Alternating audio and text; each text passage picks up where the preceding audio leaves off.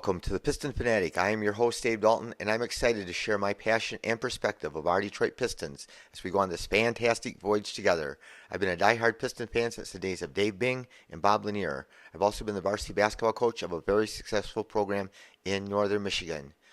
Well, it was a tough loss tonight for the Pistons, 120 to 118 to the Milwaukee Bucks. We had a 10-point lead with 7 minutes to go. We had a 5-point lead with 3 minutes to go.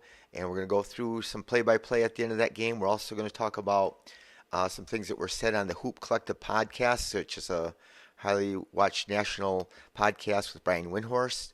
And we're going to talk about what went wrong with our game tonight. So let's get started. A couple of things I want to throw out there. First is, did you know that Sasser Thompson is 4 for 17 on putbacks? So he does, like a lot of people said a lot of people said that Andre Drummond would pad his rebounding stats because he would miss it and put it back up. And it kind of happened with Sasser. He's 4 for 17 on putbacks, so he'll get better at that. But he was great rebounding again tonight. Before we dive into the game, let's just quickly talk about what was said on the Hoop Collective podcast.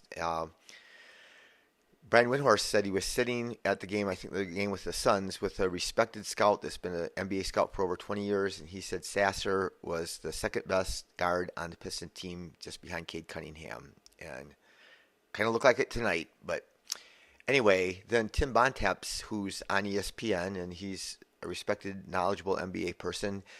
See, again, all these people have opinions. Just like me, we're not always right. Sometimes we're right, sometimes we're wrong. But Tim Bontemps said that Monty Williams should start Sasser, and he should punt Killian to the moon, and because he stinks. And then one of the other guys on the podcast said, "That's hateful. That's being hateful." He said, "No." He just said, "No, that's being objective. He's one of the worst players in the NBA in basketball, and he's starting him over a lottery pick, which is Ivey and Sasser." So that was said. Then Windy, who is really measures his words and just doesn't say things just to say things, comes out and says, "I don't think Jaden Ivey is really thrilled that he's not starting." So I don't think that Brian Windhorst would just say that in just speculation. Somehow he's caught wind of that. And I know I heard that Ivey's dad on Twitter said some things. I don't know what he said even, but that he wasn't happy with how Jaden was being treated. So we'll see. And there are some people that think that, is he injured or is he just sick of Monty because he's not playing? So he's had this illness for quite some time. He's not injured. They said he's ill. And so he probably is ill.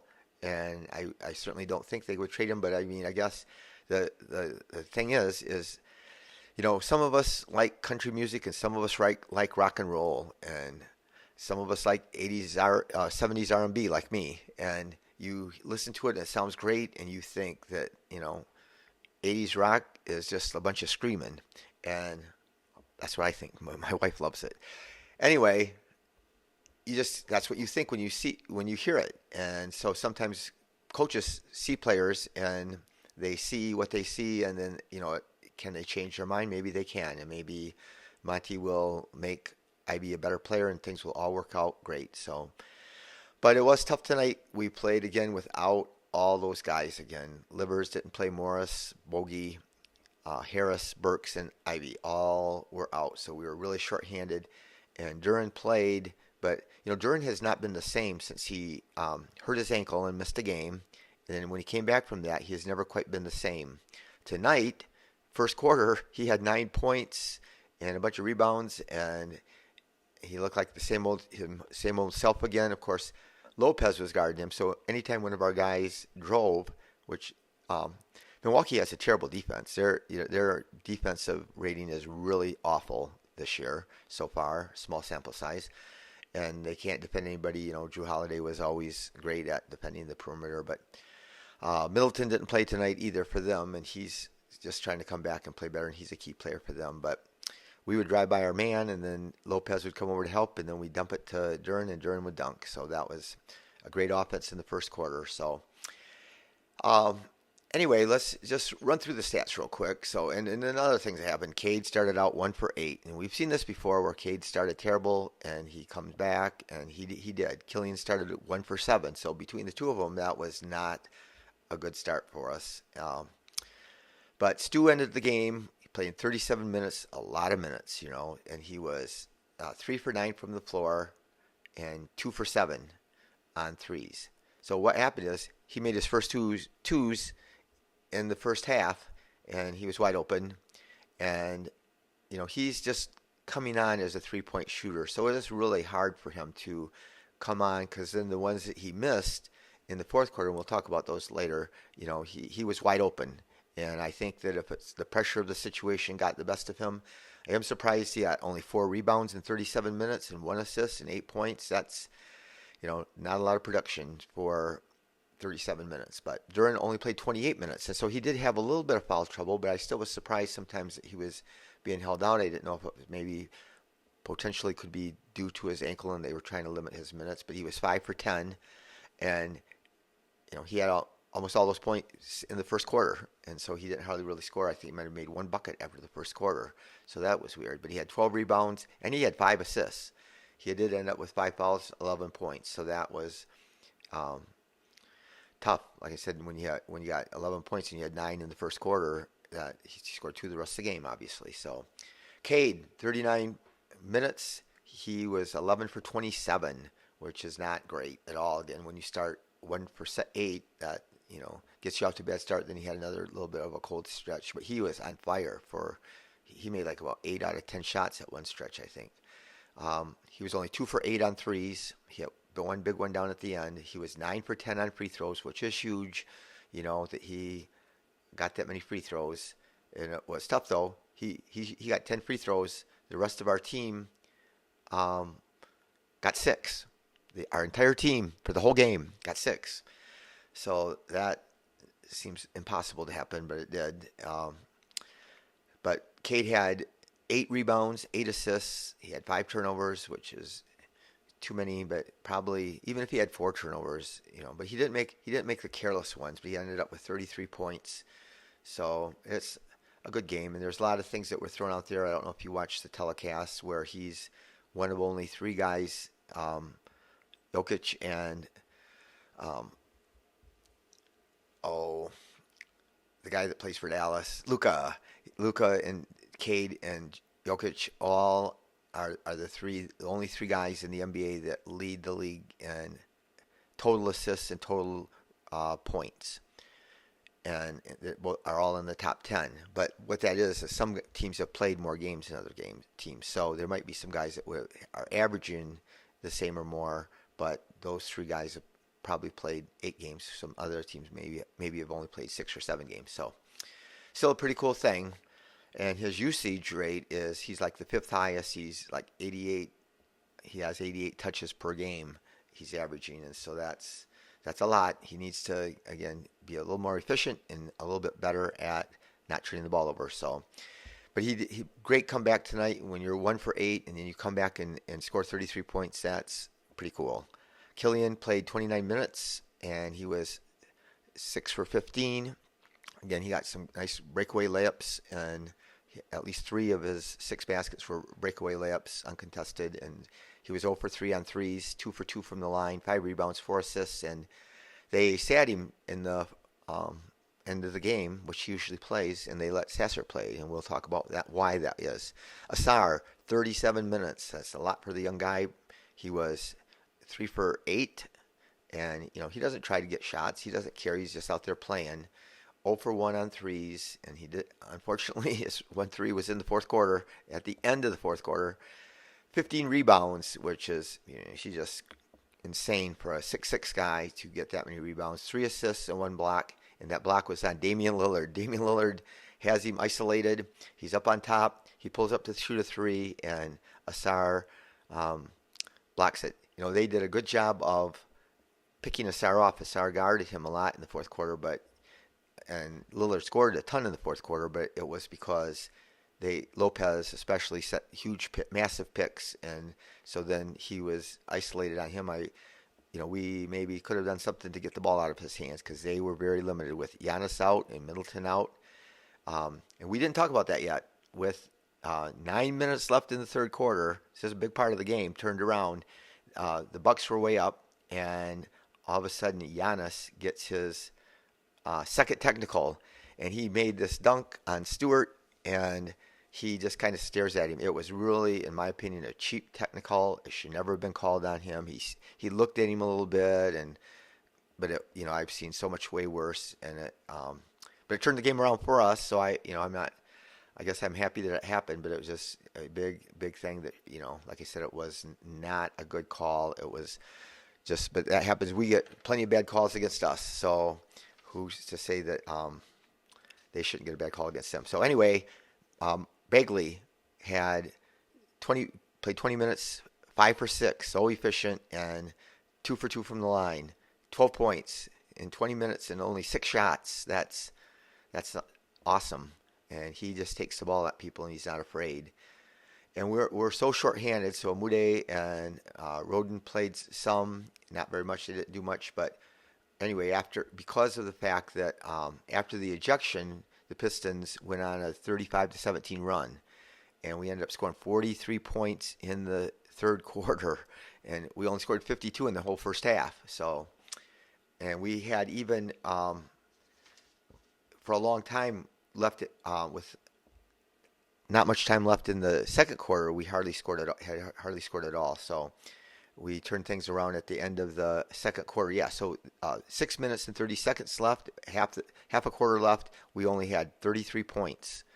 So then Cade made 8 straight. So it kind of turned the game around for us the last 6 minutes of the second quarter. So we shot 49%. They only shot 45%, and we shot 24% from 3, which was bad. And again, Cade didn't shoot it well, and our whole team didn't. We've been shooting way better than that. If we shot anywhere close to what we've normally been shooting, we would win the game. But they shot only 29%, and Damian Lillard, who's great, he didn't shoot well from the 3 either.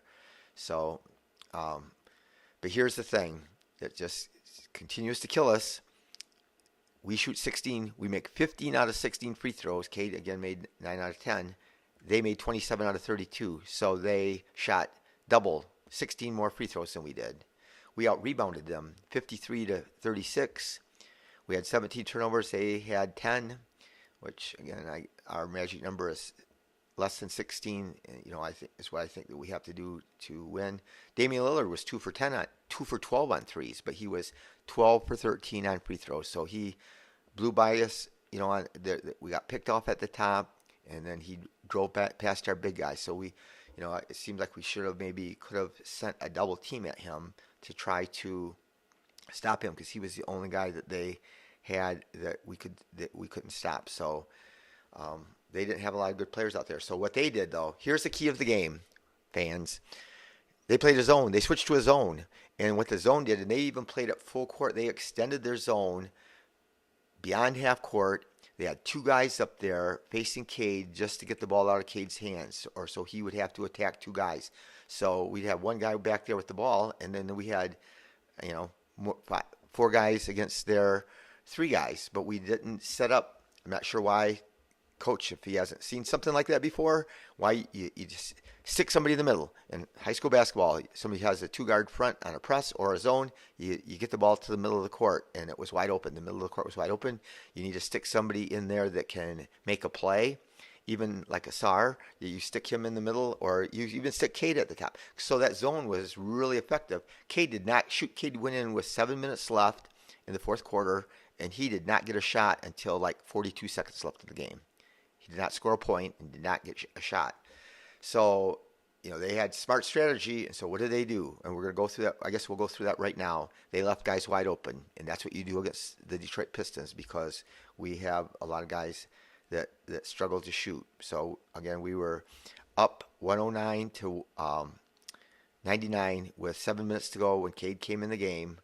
And even with, we're going to start with 5 minutes to go. We were up 113 to 106. So we're 7 points ahead. Come down the court. Stu shoots, is wide open, shoots the air ball. Then Asar's wide open. He shoots a three and misses. He hadn't shot a three all night, and he shot a three. 4 minutes to go. Asar misses a runner, and then we get a 24-second violation because they're playing that zone and we're passing the ball around, and we got some guys that are hesitant to shoot. With 3:18 to go, we're still up by 5. Stu misses another wide open three. He's in the corner. That's the place to get the ball, and we just got to knock down a shot. But he misses. Lillard gets two free throws, so it's 113 to 110. Stu gets another wide open three, misses it. Sasser travels. Asar drives in and in transition, and Lopez blocks it and fouls him. No call. So Lillard, so he blocks the shot. Lillard, who missed a shot at the other end, doesn't run back on defense because it's a fast break. So he's cherry picking. He's just hanging out down near the basket. They whip him down the ball way down the court, and he gets a easy layup. And so it's 113 to 112 with 2 minutes to go. Sasser, who was on fire. So Sasser again, he played 29 minutes, 11 for 17, 3 for 7 on threes, 1 for 1 on free throws, 6 rebounds, 2 assists. He was on fire. He just dominated the game, and you could just hear the buzz in Milwaukee with these. Who is this guy? But anyway, so he's been on fire. He shoots a step back three, air ball. He had made some step back threes earlier. So Cade gets fouled with 1:39 left in the fourth, and so again he had been scoring all these points, and then he doesn't. He's in the 7 minutes, and he doesn't get a point until there's 1:39 left. Makes 2 free throws, so we're back up 115 to 112. So they set a pick for Lillard. He drives in, gets to the rim again, and it's 115 to 114. So then they call illegal screen on Duran. Duran's up on top, setting the pick. It was kind of a cheap call, but they call illegal pick on Duran, so they get the ball back, and then Lillard scores, so they go up 116-115. And Cade misses a three. Stu gets the rebound, tries to put it back in, misses the putback, and then they come down, and Lopez hits a three. So they're up 119 to 115. 42 seconds left. Cade comes down and not then. Cade comes down and makes a three with less than 42 seconds left to cut it back to within one. We end up fouling them, and then at the end of the game, we're only down by one. Cade drives in there, and Lopez is playing in the middle of the zone. He's like just playing center field, and he blocks Cade's shot, and Cade gets it back, and then he tries to throw it to Stu. It looks like he's going to get it to him, and we're going to get still another shot, but somebody steps in front of Stu and steals it. So anyway, we ended up losing the game, and it was a tough game to lose. And you saw how many wide open we couldn't score down the whole last 7 minutes of the game, and they kept leaving guys wide open. We just got a bunch of young guys that are inexperienced and not used to taking big shots, and haven't been guys who have been counted on to take shots. They're going to leave Stu open. They're going to leave Asar open, and that's just what's going to happen. So I think, though, the big thing was we needed to do something different against that zone. They played that zone. That's what they were doing. That was the difference. And you need to put somebody in the middle of the zone, and even not have Cade at the top. Put somebody else at the top and have them pass it over the top two guys. The top two guys are they extended way up towards half court. So if you throw the ball over top of those guys to the middle of the court, because they're one's on each side, then that guy can just turn, and then all of a sudden you have you're playing 4-on-3. So, but we didn't do that. So, and we didn't, and we had Cade up there all the time, and we tried to set a pick for him. But as soon as somebody set a pick, there's somebody else there waiting to pick him up, and they were keying on him. So that was just disappointing. And I again, it's easy in hindsight. I think hopefully Monty will, next time we face a zone like that, because we've been playing against a lot of zones. Teams know when you got a team that has a bunch of guys that can't shoot, you play a zone against them. So we'll see what happens. But that's 6 losses in a row, and that's tough to handle. And we have to turn around now, and we get to play at home against Philadelphia on Friday. And that's going to be the the tournament game for us, the in-season tournament. And it's where they make the courts look wild. All the courts look wild, and I'm all for this tournament. I'm excited about it. I think that there's nothing. You have nothing to lose. There's nothing negative. And the NBA is trying to do it as a selling point. I think to make more money on their TV contract. But it's just something fun. And if you get knocked out of it, it's just the games are just like a regular season game. They count just like a regular season game. So, but it just adds a little spice to the season. Like you said, when you see that court, you know that it's a in-season tournament game. But we have the toughest team in Philadelphia has been playing really well, and so we got to go play Joel Embiid, and Maxey is really playing like an all-star, and so we'll just see what happens, and hopefully, we can get Burks back or somebody back for that game. But I'm really proud of the way that they fought tonight, and but it's tired when you lose 6 in a row. There's not moral victories. Again, the killers was the Portland game. There's no excuse for us to lose that game. And if Duran would have been healthy, we would have won it. But we still just were terrible down the stretch. And again, it's tough. You lose the 1-point game to Miami after getting way behind. But we'll just have to see how we bounce back. And it is going to be interesting to see how the rotation plays when we get everybody back. But I know it's hard. I look forward to every game so much. And I'm so excited for every game. But I know that it's hard for a lot of people. It's hard to lose. Everybody likes to win. So I meant to say this at the beginning of the podcast. I'm not sure nobody's probably listening right now, but I need people to subscribe. Please subscribe for me. It would make a big difference for me, and it won't hurt you at all to subscribe and leave a thumbs up on YouTube and on Spotify. Leave a 5-star review if that suits you, and be the reason that somebody feels cared for and loved. And let's go beat Philadelphia on Friday.